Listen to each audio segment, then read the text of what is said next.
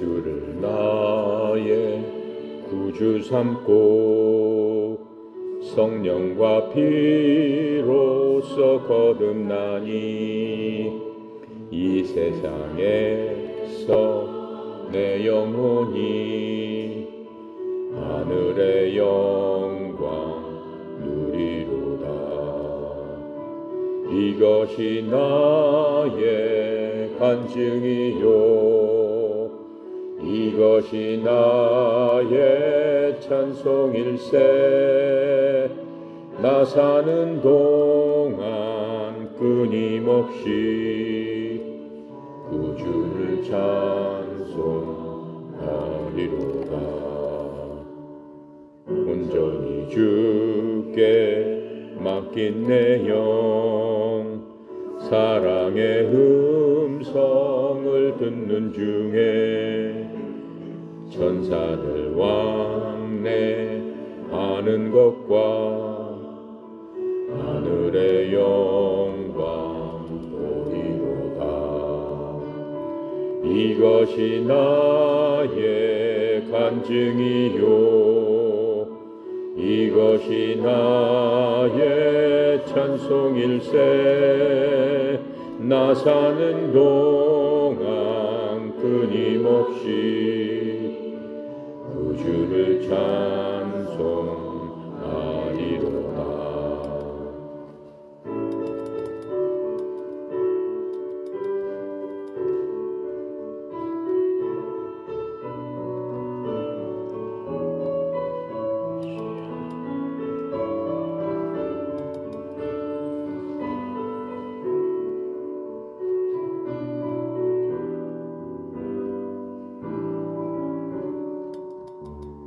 주 안에 기쁨 누림으로 마음의 풍랑이 잔잔하니 세상과 나는 간 곳 없고 구속한 주만 보이도다.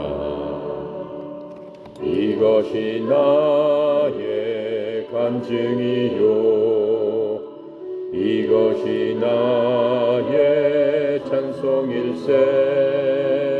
나 사는 동안 끊임없이 구주를 찬송하리로다.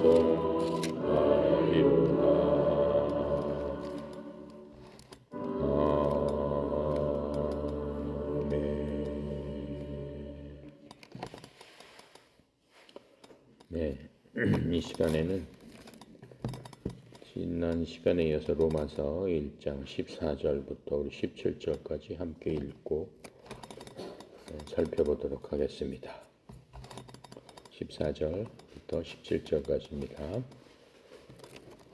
헬라인이나 야만인이나 지혜 있는 자나 어리석은 자에게 다 내가 빚진 자라. 그러므로 나는 할 수 있는 대로 로마에 있는 너희에게로 복음을 전하기를 원하노라. 내가 복음을 부끄러워하지 아니하노니 이 복음은 모든 믿는 자에게 구원을 주시는 하나님의 능력이 됨이라.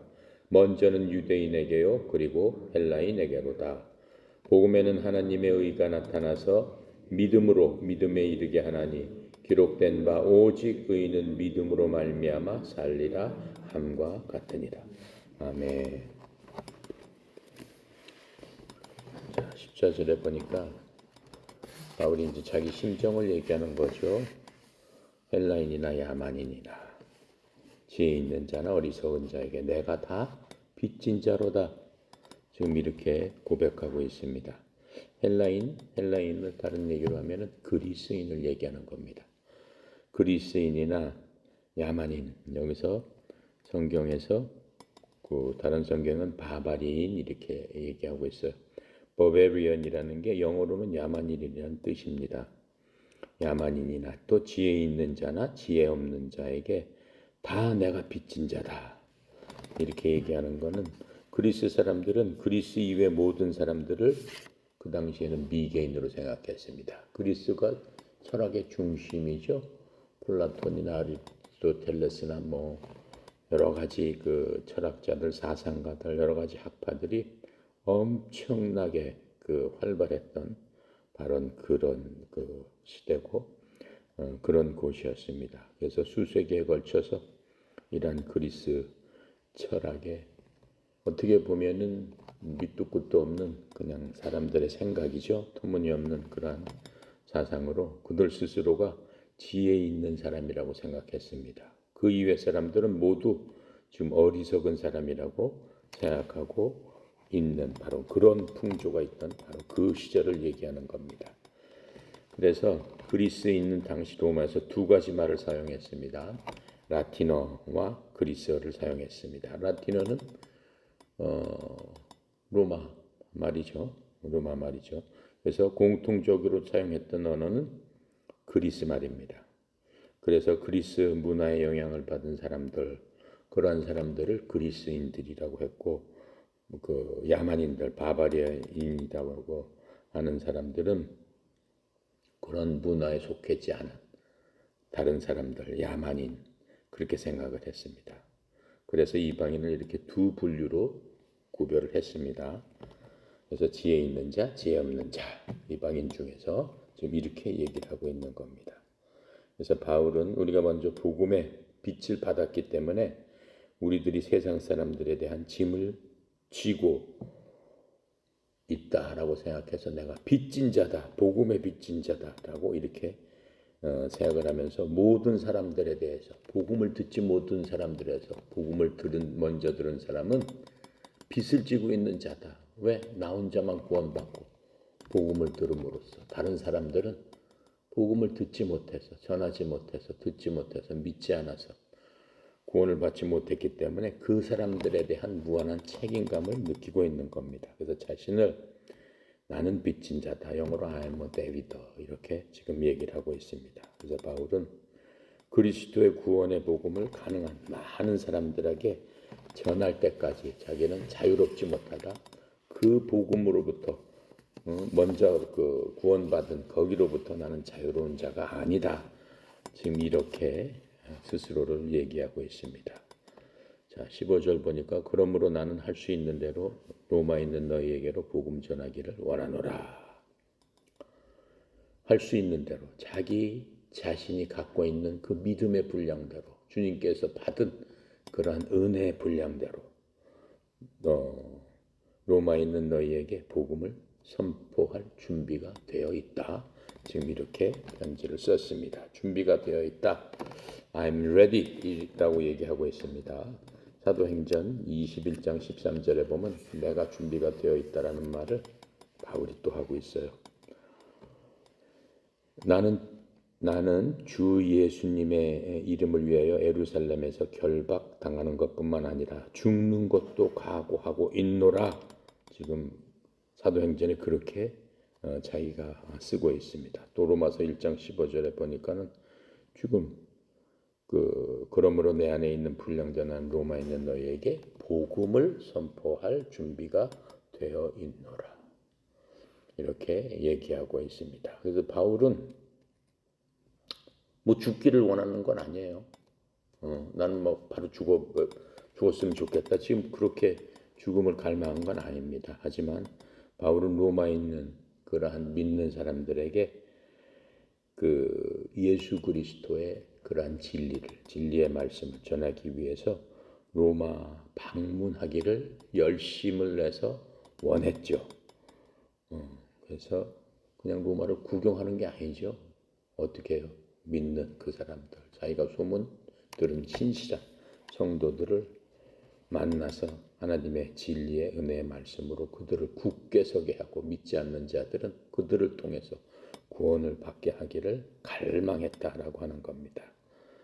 바울은 14절에 나는 빚진 자다라고 얘기했고 15절에는 나는 복음을 전하기 위해서 준비가 되어 있다라고 얘기를 했습니다. 16절에 보면은 나는 이 복음을 전하는데 부끄럽지 않다 이렇게 고백하고 있습니다.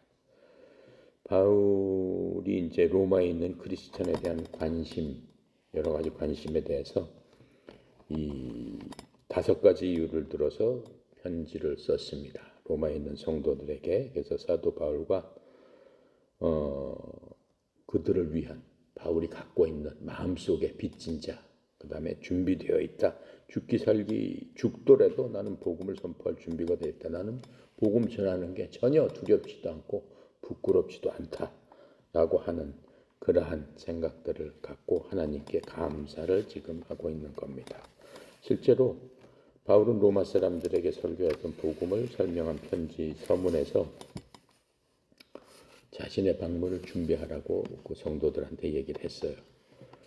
하지만 바울이 온다는 그런 얘기를 듣고 기존에 있던 말하자면 지도자들이 바울을 대항하기 위해서 엉터리 얘기도 꾸며냅니다. 바울은 그 거짓 사도다, 바울은 엉터리다 하는 말을 꾸며냅니다. 로마서 3장 8절에 보면은 이렇게 나와 있어요. 차라리 우리가 중상모략을 당하듯이 또 어떤 자들이 우리가 이런 말을 한다고 주장하듯이 선을 이루기 위해 우리가 악을 행하자 하지 아니하겠느냐.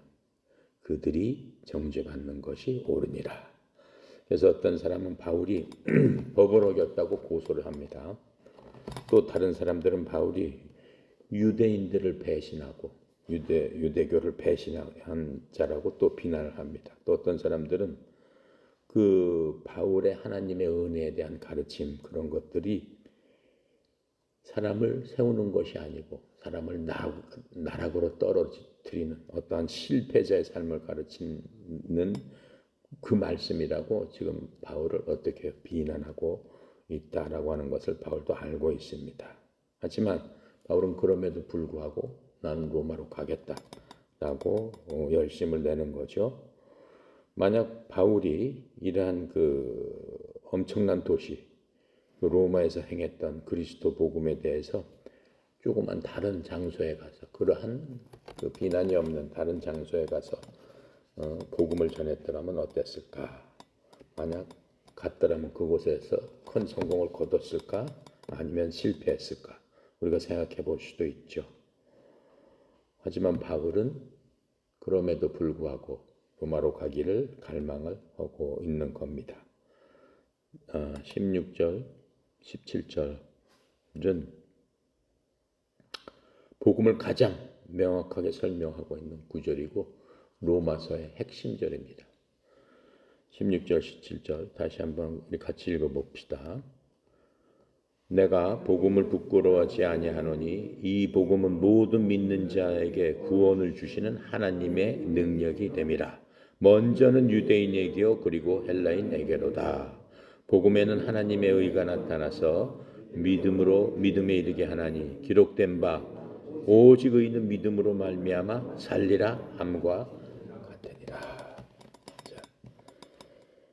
내가 복음을 부끄러워하지 않는다고 그랬어요. 내가 무슨 복음? 그리스도의 복음을 부끄러워하지 아니하노니. 원래 원문에는 여기 그리스도라는 말이 있어야 되는 겁니다. 근데 그리스도라는 말을 빼버렸어요. 천주교 성경을 같이 썼기 때문에 빼버린 겁니다. 내가 그리스도의 복음을 부끄럽지 아니한다. 세상에는 수많은 복음이 있어요. 지금 우리가 갖고 있는 이 성경만 복음이라고 하지 않아요. 이 다른 종교도 자기네들이 막 갖고 있는 경전을 복음이라고 해요. 그렇기 때문에 반드시 그리스도 복음이어야 되는 겁니다. 하나님의 복음, 그리스도의 복음 분명히 이렇게 들어가야 되는 겁니다. 그래서 그리스도의 복음은 하나님으로부터 온 좋은 소식을 얘기하는 거죠. 당시 상황에서 사람들이 복음을 왜 부끄럽다고 생각했을까요? 내가 그리스도의 복음을 부끄러워하지 아니하노니 지금 이렇게 얘기하고 있는데 여러분들 복음을 부끄럽게 생각합니까? 안 그렇죠? 근데 사람에 따라서는 그렇게 부끄럽게 생각하는 사람들도 있다라고 하는 거예요. 근데 그 당시에는 왜 그랬을까? 왜 바울이 그런 얘기를 했을까? 그리스도의 복음을 부끄럽지 않게 생각한다고 했을까? 첫 번째, 그 이유가 있어요. 그 당시는 예수님께서 돌아가시고 한 30년 후 얘기잖아요. 지금 바울이 이 편지를 쓰고 있는 게 30년 동안 그 복음이 많이 전해졌지만은 주로 유대인 사이에서 전해진 겁니다. 이방인들한테 전해지기 시작하는 건 얼마 되지 않아요. 예수님 돌아가시고도 10년이 지나서 처음 고넬료라는 사람, 한 사람의 이방인이 믿습니다. 사도행전에 보면 고넬료가 나오죠. 그 10년이 지난 후 얘기예요. 그러고 나서 또 한 20년이 지나서 이제 바울이 열심히 이제 다니면서 교회도 세우고 또 이방인들을 위해서 전도도 하고 막 이렇게 지금 그 복음을 선포한 거죠. 근데 이방인들한테 그 복음이 전해지는 게 굉장히 어려웠어요. 첫 번째 이유는 십자가에서 죽은 로마의 식민지, 아주 자그마한 나라죠. 식민지도 뭐 엄청 큰 나라들이 많았지만은 그 중에서도 보잘것없는 이스라엘이라고 하는 조그만 나라에서 그 가난하게 죽은 유대인 목수에 의해서 이 복음이 이루어졌다라고 하는 겁니다. 그러니까는 로마 사람들은 유대인에 대해서 아주 우습게 생각했죠. 뭐 감사하게 생각한다는 것은 있을 수 없는 거죠. 자기네 뭐 식민지였고 하니까는. 또 뭐예요? 그 사람이 죽었을 적에 십자가형을 받고 죽었단 말이에요. 십자가형은 그 당시에 일반적인 견해로는 로마 사람들한테는 행하지도 않을 뿐더러 이러한 그 지배를 받는 식민지에 속한 범죄자들, 사악한 범죄자들에게 실행되는 그러한 형벌이었기 때문에 자신들의 믿음을 이러한 십자가에서 죽임을 당한 유대인한테 둘 수가 있는가라고 생각하는 겁니다. 그러니까는 이건 도저히 말도 안 돼 뭐 이렇게 생각하는 거죠. 왜요? 로마는 오만의 상징이었어요. 명화에 보면 그렇잖아요. 아주 뭐 귀족들이 방탕하고 타락했고 그런 아주 그냥 자기네들이 최고로 생각하고 그냥 대부분들이 다 그 6천만 명의 노예가 있는 그러한 국가의 그러한 사람들의 그 수도에서 이러한 복음을 갖다가 예수님이 말씀하신 것을 믿는다라고 하는 것 자체가 정말 부끄럽게 그들이 생각했다라고 하는 겁니다. 그래서 이 크리스천들 자체가 기독교인들 자체가 노예나 아니면 굉장한 천한 사람들 대부분이 그러한 사람들이 그 믿었던 그 그리스도의 복음입니다.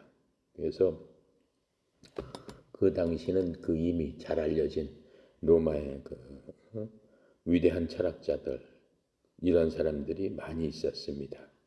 헌데 왜 죽음으로부터 살아났다고 하는 이러한 유대인에 관한 그 지어낸 이야기에 무슨 관심이 있었겠느냐라고 하는 거예요. 그거 자체를 믿는 것 자체가 아주 무식한 사람들이 하는 것 아니냐라고 생각을 했다라고 하는 겁니다.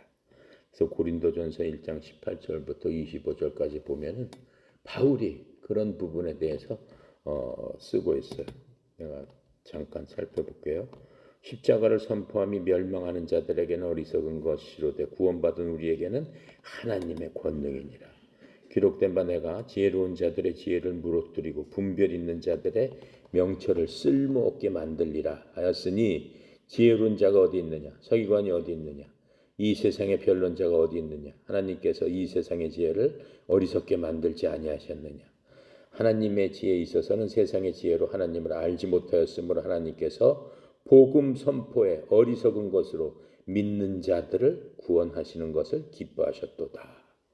이렇게 얘기하고 있습니다. 그리고 유대인들은 표적을 구하고 그리스인들은 지혜를 추구하나 우리는 십자가에 못 박히신 예수 그리스도를 선포하노니 그분은 유대인들에게는 걸려 넘어지게 하는 것이요 그리스인들에게는 어리석은 것이로되 부르심을 받은 자들에게는 유대인들이나 그리스인들이나 그리스도는 하나님의 권능이시요 하나님의 지혜시니라.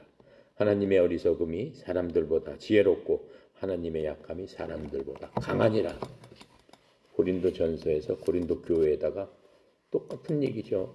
예수 그리스도를 갖다가 어떻게 해요? 믿는 것 자체가 어리석고 우스운 일이다 라고 하는 사람들한테 그렇게 변론으로 고린도전서에서 쓴 것을 알 수 있습니다. 두 번째로 왜 부끄러워했냐면은 당시 로마는 윤리와 도덕이 실종돼 있어요. 그런 것들은 귀족들이나 로마 시민들한테는 무슨 값싼 뭐에 불과하다 이렇게 생각하고 있습니다. 그래서 하나님의 의를 찾기 굉장히 어려운 나라였습니다. 그래서 믿는 사람들은 그리스도 안에서 모두 어때요? 서로 형제라고 자매라고 그렇게 생각하고 있는 바로 그들이죠. 그런데 로마는 오만과 권위로서 그게 똘똘 뭉쳐 있는데 그런 것들을 짓밟아버리는 게 그리스도의 그 복음입니다. 그래서 어때? 이 로마에 와서 이러한 복음의 메시지를 설교하는 것이 로마 사람들에게는 우스꽝스러운 걸로 보였다라고 하는 겁니다. 세 번째로 바울은 이미 여러 곳에서 배척을 받았습니다. 바울이 배척받은 데는 성경에 보면 가는 곳곳마다 바울이 교회도 세우고 여러 가지 복음을 전포했지만 거의 두드러 맞고 그냥 잡아다가 그냥 죽이려고 하고 빌립보에 가서 그랬죠. 사도행전 16장에 보면 빌립보에서 고난받는 바울을 알 수 있습니다. 또 데살로니카에 가서도 그랬죠. 베레에 가서도 그랬죠. 아테네에 가서도 그 바울이 죽었다가 또 살아나기도 한 그런 경우도 있었습니다. 그래서 바울이 가는 곳곳마다 핍박과 박해를 받았죠. 맨 처음에 바울을 갖다 그리스도께서 픽업하실 적에 그런 말씀을 하시죠. 내가 가는 곳에서 여러 가지 일들을 당하리라 라고 하시면서 바울을 사도로 이방인의 사도로 그렇게 삼으셨을 적에 이러한 것들을 예수님께서는 이미 알고 말씀을 하신 것들을 우리가 알 수 있습니다. 하지만 바울은 그럼에도 불구하고 복음을 부끄러워하지 않았다라고 하는 겁니다. 그리고 바울 자신이 그리스도의 메시지에 대해서 확신이 없으면 내가 이 메시지 때문에 죽을지 모르지만은 그 죽으면 죽겠다라고 하는 그러한 확신을 가지고 있었고 믿음을 가지고 있었기 때문에 결코 부끄러워하지 않았습니다. 오히려 그럴수록 더욱더 자랑했죠. 네 번째로 바울이 부끄러워하지 않은 이유는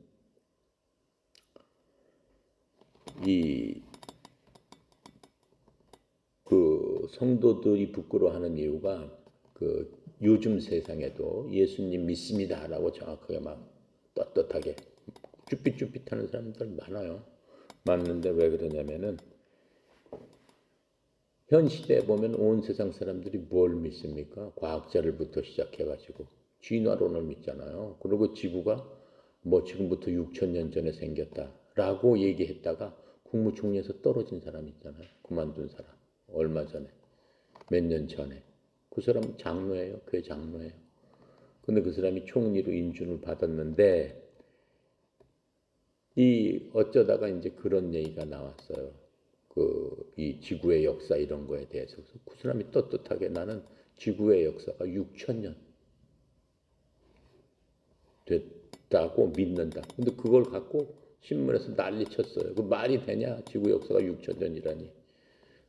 지금 뭐가 몇백 년이고 뭐가 몇억 년 전에 무슨 화석이 나왔고 하는데 무슨 6,000년 저 사람 정상이 아니다. 그래가지고 결국은 총리에서 낙마했어요.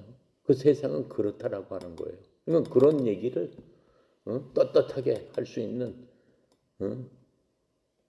그런 사람이 돼야 되는데 우리가 아까 고린도 전서에 본 것처럼 바울이 얘기한 것처럼 그 하나님을 모르는 사람들은 이 세상 지식으로 이런 진화론에 대한 그런 걸로 꽉 차가지고 그것을 갖다가 믿지 않고 다른 이런 창조론을 믿고 하게 되면은 어떻게 되는 거야?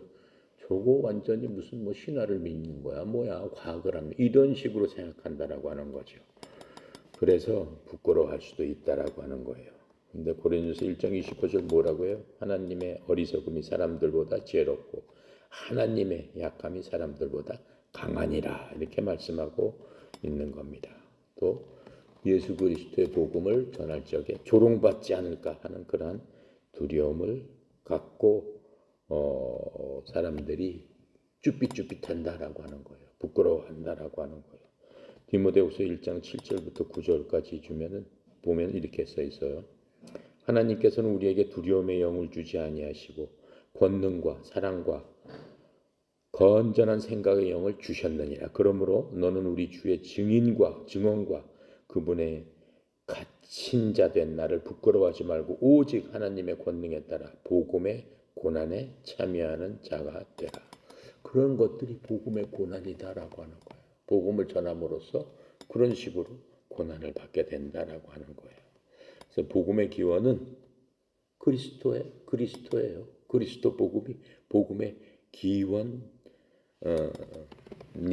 하는 거죠. 우리는 끝까지 그리스도의 복음을 어떻게 해요? 믿고 의지하고 따랐을 적에 온전한 그리스도인이 되는 거죠.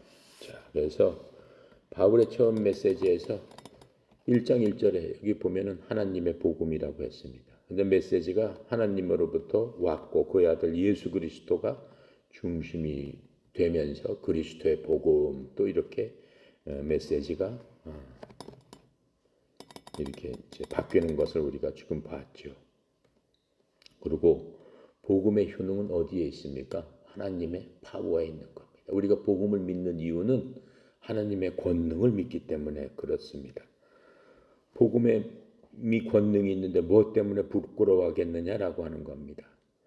로마가 가장 자랑하는 게 뭐예요? 그 당시에 힘이었어요. 무력이었어요. 자신의 그런 권세였습니다. 그리스는 뭘 자랑했습니까? 그 철학을 갖고 자랑을 했습니다.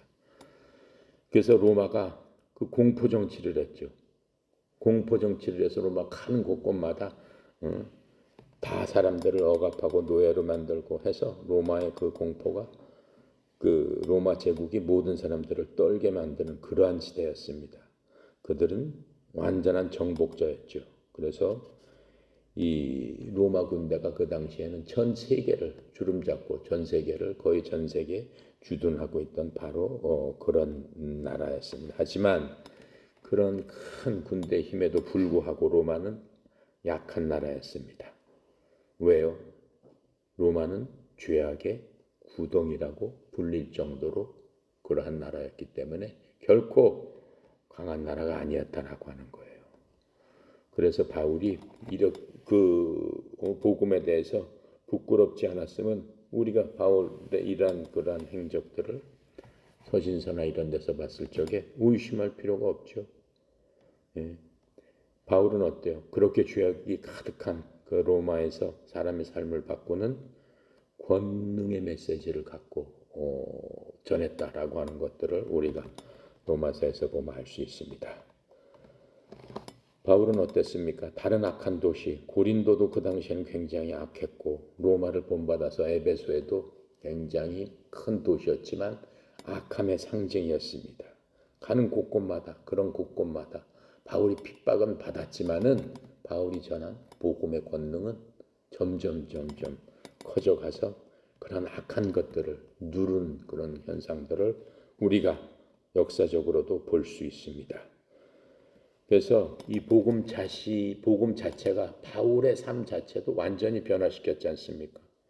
바울이 그 복음을 믿기 전에는 어때요? 율법에 따라서 그 인간의 의의를 갖고 율법대로 행하다가 어떻게 됐어요? 율법에 완성시키신 예수 그리스도의 복음으로 바울이 완전히 바뀌면서 복음을 전하는 그러한 사도로 변한 것들을 알 수 있습니다. 그래서 이러한 복음의 성과는 뭐예요? 우리를 어디에 이르게 하는 거예요? 구원에 이르게 하는 하나님의 권능이다라고 하는 겁니다. 복음은 정말로 대단한 거예요. 복음 자체가 생명이고 복음 자체가 어떻게 보면 새로운 창조다라고 하는 거예요. 왜요? 우리의 옛사람이 복음을 통해서 죽어버리고 하나님의 자녀로서 새 사람이 창조됐기 때문에 하나님의 구원에 이르게 하는 권능이 아닐 수가 없는 거죠. 그래서 복음은 죄의 권능과 또 뭡니까? 형벌로부터 우리를 구출시키는 그러한 파워가 있는 거죠. 로마서 10장 1절에 보니까 형제들아 이스라엘을 위한 내 마음의 소원과 하나님을 향한 기도는 곧 그들이 구원을 받는 것이니라. 그 바울이에요. 바울이 원하는 게 바로 그거다라고 하는 거예요. 그러면서 10장 9절 10절 너무 유명한 구절이죠. 내가 만일 내 입으로 주 예수님을 시인하고 하나님께서 그분을 죽은 자로부터 살리신 것을 내 마음속으로 믿으면 구원을 받으리니. 사람이 마음으로 믿어 의에 이르고 입으로 시인하여 구원에 이르느니라 라고 하면서 구원에 대해서 아주 단정적인 그런 교리로 지금 바울이 쓴 것을 우리가 볼 수 있습니다. 그리고 이 복음은 어때요? 그리스이나 헬라인이나 뭐 지혜 있는 자나 어리석은 자나 누구한테나 복음은 모든 믿는 사람을 커버한다라고 하는 겁니다. 먼저는 유대인에게 또한 그리스도인에게로다. 그리스인에게로다 이렇게 라고 지금 쓰고 있습니다. 먼저는 유대인에게요라고 쓰고 있어요. 근데 지금 보면은 이 땅 이스라엘이 있지 않습니까? 저 중동 지방에 이스라엘 사람들 중에 믿는 사람이 몇 명이나 될 것 같아요. 거기에 가면은 1%도 안 믿습니다. 예수님은 1%도 안 믿어요. 내가 그 미국에 있을 때 유대인들하고 이렇게 그 비즈니스 때문에 얘기를 해 보면은 정말로 그 예수 믿는 사람은 무슨 뭐 벌레 보듯이 그렇게 생각을 해요. 지금 또 아주 그 배척하고 예수 믿는 그런 어떤 뭐 그 가게나 뭐 이런 데는 들어가지 자체를 안 해요. 물론 그 사람들은 뭐 자기네들끼리 그렇게 그 똘똘똘똘 뭉쳐가지고 교육부터 시작해서 뭐 먹는 것부터 시작해서 모든 것들을 지금도 유대식으로 그렇게 똘똘똘똘 뭉쳐서 사는 것도 자기네들끼리 사는 지역에 딱 뭉쳐서 그 빌리지에 가서 살고 지금도 그 회당이 있어요. 시나고그가 있어서 그 시나고그에서 안식일을 지키고 애들 교육은 유대식으로 다 하고 대단한 그러한 민족이에요. 지금도 예수님은 메시아라고 생각을 안 해요. 그 사람들. 그 사람은 성경에 그 나오는 무슨 뭐 대언자 중에 하나다, 선지자 중에 하나다. 그지? 아직 자기네 민족을 구원할 메시아는 오지 않았다라고 생각하면서 지금도 메시아를 기다리고 있는 바로 그런 사람들입니다. 하지만 하나님께서 먼저는 유대인에게요, 또한 그리스인에게로 이렇게 말씀하시는 그런 이유가 있다라고 합니다. 하나님은 모든 민족에 상관없이 이제는 믿는 자는 다 구원해 주시는 거죠. 하지만 먼저라는 말은 유대인들을 더 선호한다는 의미가 아니고 그들에게 먼저 복음이 전달되지 않았느냐라고 얘기하는 거예요. 먼저 예수님께서는 유대인으로 나셨잖아요. 그들 중에 한 명으로 나셨잖아요. 그리고 예수님께서는 일생 동안은 외국 여행을 가신 적이 없어요. 반경 무슨 한 200km 내에서 왔다 갔다 하시면서 복음을 전했죠. 예수님께서 복음 전하신 첫 번째 말씀을 보면은 예수님께서는 유대인에게 복음을 전하러 오셨어요. 예수님께서 자기 사도들하고 사역을 하시면서 복음을 전하시면서 뭐라고 얘기해요? 마태복음 10장 5절부터 7절에 보면 예수님께서 자기 제자들 12사람을 보내면서 복음을 전하면서 그들에게 말씀하십니다. 뭐라고 얘기하세요? 너희는 이방인의 길로도 가지 말고 사마리아 사람들 어떤 도시도 들어가지 말고 오직 이스라엘 집에 잃어버린 양들에게로 가. 그렇게 말씀해 주셨어요. 예수라는 그 말이 내가 내 백성들을 내 죄로부터 내가 구원할 자다라는 그 뜻이라고 했지 않습니까? 또 사도행전 3장 26절에 봐도 그렇게 나와 있어요. 하나님께서 자신의 아들 예수님을 일으키시고 너희에게 복을 주시기 위해 그분을 먼저 너희에게 보내셨다라고 얘기했어요. 먼저 너희라는 게 뭐예요? 유대인에게 보내셨다라고 했어요. 그래서 그 유대인들이 자기의 불법들에서 돌아서게 하기 위해서 예수님을 유대인에게 보내신 거 아니냐라고 하는 거예요. 유대인에게 먼저 복음이 전달된 구체적인 이유가 있습니다. 구체적인 이유는 물론 예수님께서 유대인으로 태어나신 것도 있지만은 왜 이 유대인으로 태어나게 하셨을까요? 요한복음 4장 22절에 보면은 너희는 너희가 알지 못하는 것에서 경배하고 우리가 경배하는 것을 아는 이는 구원이 유대인에게서 나기 때문이라. 구원은 유대인에게서 온다. 예수님께서 유대인으로 온다. 구약에서도 그렇게 돼 있어요. 구약에. 그래서 예수님께서 오신 거는 구약을 성취하려고, 구약에서 말씀하신 모든 것들이 그대로 이루어지기 위해서. 구약에서 예언의 말씀이 많아요. 예수님에 대해서, 메시아에 대해서. 근데 그 메시아가 바로 예수님이다라고 하는 것들을 예수님께서 오셔서 구약의 말씀대로 다 행하셨고, 또 하나님께서, 구약은 뭐예요? 하나님의 그것도 약속이잖아요. 한번 약속을 했으면 하나님께서는 반드시 지키시는 분이기 때문에 그 말씀대로 이스라엘 사람을 통해서 그 예수님이 이스라엘 사람으로 오셨다라고 하는 거예요. 자, 그리스도는 1차로 자기 자신의 백성을 구원하러 오셨죠. 조금 전에 내가 얘기한 대로 그 마리아가 아들을 낳았습니다. 그 이름을 예수라 하라. 이는 자기 백성을 그들의 죄로부터 구원할 것이기 때문이라. 자, 그리고 요한복음 1장 11절에도 예수님께서 자기 백성에게 오심에 이렇게 되어 있습니다.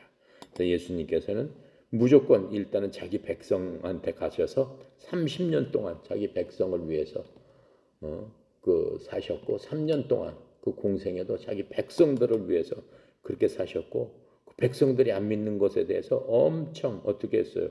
슬퍼하시고 안타까워하셨다라고 하는 것들을 우리가 알 수 있습니다. 세 번째로는 유대인들에게 성경 말씀을 맡기셨기 때문에 유대 백성한테 오신 겁니다. 하나님의 구약의 모든 성경은 누가 기록했어요? 유대인들이 기록했어요. 구약에. 창세기 여러분 보고 구약의 그 여러 가지 지금 전해져 내려온 우리가 성경책에 갖고 인쇄되어 있는 그 말씀은 내가 옛날에 전번에 설명했듯이 그 당시에 무슨 책이 있어요? 무슨 기록이 있어요? 어디다 기록했겠어요? 기록할 수가 없잖아요. 양 잡아가지고 그 좋은 양 중에서 그 가죽 잘 말려가지고 양 껍질에다가 쓴 거예요. 한 글자 한 글자. 그 창세기부터 시작해가지고 한 글자 한 글자 다 써내려가는데 그 사람들이 어떻게 했어요? 거기서 하나님이라는 말이 나오면 어떻게 한다고 그랬어요? 쓰는 사람이 딱 펜 놓고 목욕하고 와야 돼. 100번 나오면 하나님께서 뭐 하셨는데 하나님이 그 다음 주에 또 가서 펜 놓고 목욕하고 나와야 돼요. 그렇게 하고 한 글자 한 글자를 전부 다 숫자를 씁니다. 전체 씌워가지고 그 중에서 세 글자가 틀렸다라고 하면 다 썼더라도 태워버렸어요. 세 글자 이상 틀려버렸다라고 하면은 그렇게 치밀한 사람들이 유대인이다라고 하는 거예요. 그러니까 하나님께서 유대인들한테 지혜를 주셔서 하나님의 말씀을 수천 년 동안 보존하고 전해 내려올 수 있도록 유대 민족을 어떻게 하신 거예요? 선택하셨다라고 하는 거예요. 그래서 이 성경의 그 보존 기록하는 것들을 바로 그 유대인들한테 맡겼기 때문에 얼마나 많은 복을 주시겠느냐라고 하는 거예요.